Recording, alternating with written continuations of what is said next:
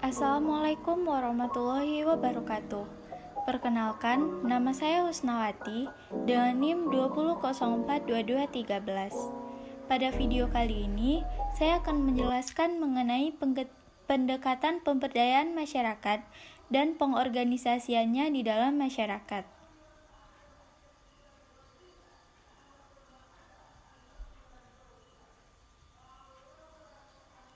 Materi yang akan dibahas pertama yaitu pendekatan pemberdayaan masyarakat.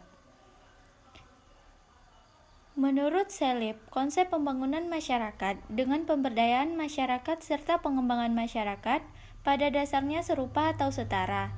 Perkembangan teori pembangunan itu dimulai dari praktek, yaitu kebutuhan yang dirasakan di dalam masyarakat, terutama dalam situasi sosial yang dihadapi di dalam negara-negara yang menghadapi perubahan sosial yang cepat. Terkait kegiatan pemberdayaan, Nagel mengemukakan, apapun pendekatan yang akan diterapkan harus memperhatikan beberapa hal penting, yaitu tujuan yang ingin dicapai melalui kegiatan pemberdayaan, transfer teknologi yang akan dilakukan, pengembangan SDM atau fasilitator yang akan dilakukan pemberdayaan, serta alternatif organisasi pemberdayaan yang akan diterapkan. 3 jenis pendekatan yang bisa digunakan untuk membantu bagi tenaga penyuluh, fasilitator, lembaga pemerintah dalam melakukan kegiatan pemberdayaan masyarakat diantaranya. Yang pertama, pendekatan mikro. Pendekatan ini biasa juga disebut dengan pendekatan yang berpusat pada tugas. Kegiatan pemberdayaan dilakukan pada kelompok sasaran yang sifatnya individual, misalnya dalam bentuk konseling, bimbingan, serta pengendalian stres. Yang kedua, pendekatan meso. Pendekatan ini dilakukan terhadap sekelompok penerima manfaat dengan harapan pemanfaatan kelompok dapat difungsikan sebagai media, pendidikan, pelatihan, dan intervensi sehingga diharapkan dapat meningkatkan pengetahuan keterampilan, kesadaran, membentuk sikap, serta meningkatkan kemampuan kelompok sasaran dalam mengatasi berbagai persoalan yang mereka hadapi. Yang ketiga yaitu pendekatan makro, atau yang disebut juga sebagai strategi sistem besar, dengan alasan penerima manfaat diarahkan pada suatu lingkungan yang lebih luas, seperti perencanaan sosial, aksi sosial, kampanye, perumusan kebijakan, lobbying, serta manajemen konflik. Ada beberapa pendekatan kegiatan pemberdayaan yang digunakan oleh Eliot, yaitu yang pertama pendekatan kesejahteraan.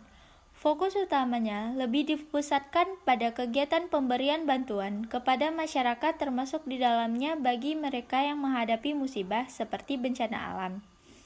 Yang kedua, pendekatan pembangunan, yaitu pendekatan yang lebih difokuskan pada upaya untuk meningkatkan kemandirian, keswadayaan, serta kemampuan masyarakat. Yang ketiga, pendekatan pemberdayaan. Menurut pemberdayaan, dilakukan berbagai bentuk kegiatan pelatihan di kalangan kelompok sasaran atau klien, agar mereka bisa melepaskan diri dari kemiskinan, keterpurukan, serta ketinggalan sehingga mereka dapat membentuk suatu kelompok yang maju dan mandiri, serta bebas dari aneka ragam ketidakberdayaan. Menurut Aksin, menyebutkan bahwa untuk memahami lebih rinci pendekatan yang akan diorganisasikan dalam proses pemberdayaan masyarakat, maka paling tidak jenis pendekatan yang dipakai dapat dikategorikan ke dalam beberapa tipe. Yang pertama, pendekatan komunitas, pendekatan umum, pendekatan proyek, pendekatan kerjasama, pendekatan partisipatif, pendekatan pelatihan dan kunjungan, pendekatan lembaga pendidikan, dan pendekatan pembangunan sistem usaha. Mardikanto, dalam pengorganisasian pendekatan pemberdayaan masyarakat, terdapat sejumlah prinsip yang menjadi acuan, yaitu keberhasilan pemberdayaan sangat tergantung pada kejelasan tujuan yang ditetapkan sebelumnya. Masalah efektivitas pemberdayaan, kedisiplinan, keseriusan, serta sikap profesional di kalangan para fasilitator. Adanya kemauan dan partisipasi untuk ikut terlibat dalam konteks pengabdian pemberdayaan tergantung pada sejauh mana masyarakat diberi kesempatan dalam proses perumusan tujuan program dan pemilihan mereka yang terlibat di lapangan. Adanya pemahaman yang begitu baik di antara mereka yang bertanggung jawab dalam melaksanakan kegiatan pemberdayaan masyarakat akan sangat mempengaruhi keberhasilan kegiatan pemberdayaan. Adanya keselarasan antara jumlah biaya yang dikeluarkan dalam kegiatan pemberdayaan dengan manfaat yang dapat diperoleh dari kegiatan itu akan semakin besar apabila senantiasa diperhitungkan berbagai faktor yang ikut mempengaruhinya dari waktu ke waktu pada setiap tempat kegiatan berlangsung. Masalah keberlangsungan kegiatan dapat dijaga dan dipelihara dengan baik jika manfaat yang diperoleh jauh lebih besar ketimbang biaya yang harus dikeluarkan. Masalah keluasan dan kepekaan terhadap aspirasi dan kepentingan masyarakat, serta terbatasnya tujuan yang ingin dicapai pada peningkatan produksi yang mana, semua ini sangat berpengaruh bagi efektifnya kegiatan pemberdayaan masyarakat. Pendekatan pemberdayaan masyarakat yang dinilai baik dan cocok untuk diorganisasikan di masyarakat apabila telah memenuhi sejumlah persyaratan. Di antaranya yaitu mudah dipahami dan dimengerti di kalangan kelompok penerima manfaat. Pendekatan itu dinilai lebih efisien dan efektif dalam arti memiliki model yang sederhana, namun bisa memberi manfaat yang maksimal bagi klien. Melibatkan fasilitator yang memiliki keahlian serta keterampilan di bidangnya, sehingga mereka mampu bekerja secara profesional. Bukan menghilangkan sama sekali nilai budaya lokal yang selama ini menjadi faktor perekat solidaritas sosial di antara sesama warga masyarakat.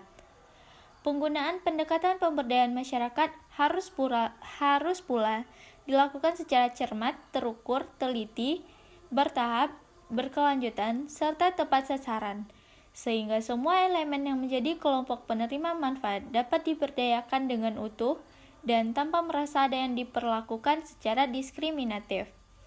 Prinsip seperti transparansi, akuntabilitas, responsif, dan kesetaraan merupakan bagian yang tidak terpisahkan dari proses kegiatan pemberdayaan masyarakat.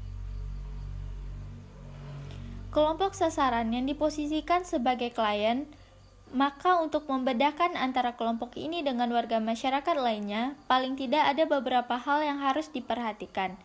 Di antaranya, karakteristik sosial, ekonomi, dan perilaku individu. Agen pembaharu atau lembaga pemerintah yang melakukan pemberdayaan memiliki peranan seperti yang disebutkan oleh Rogers dan Shoemaker, yaitu yang pertama, menumbuhkan kebutuhan untuk mengalami perubahan, mampu mendiagnosis permasalahan yang ada, menciptakan hubungan yang baik untuk perubahan, memiliki perencanaan untuk menciptakan perubahan, senantiasa berusaha mencegah terjadinya kemacetan dan tetap menjaga keberlangsungan pembaharuan, membangun motivasi para klien untuk berubah, mencapai hubungan yang maksimal. Baiklah, sekian materi dari saya pada video kali ini. Mohon maaf apabila ada kesalahan dan kekeliruan. Terima kasih. Wassalamualaikum warahmatullahi wabarakatuh.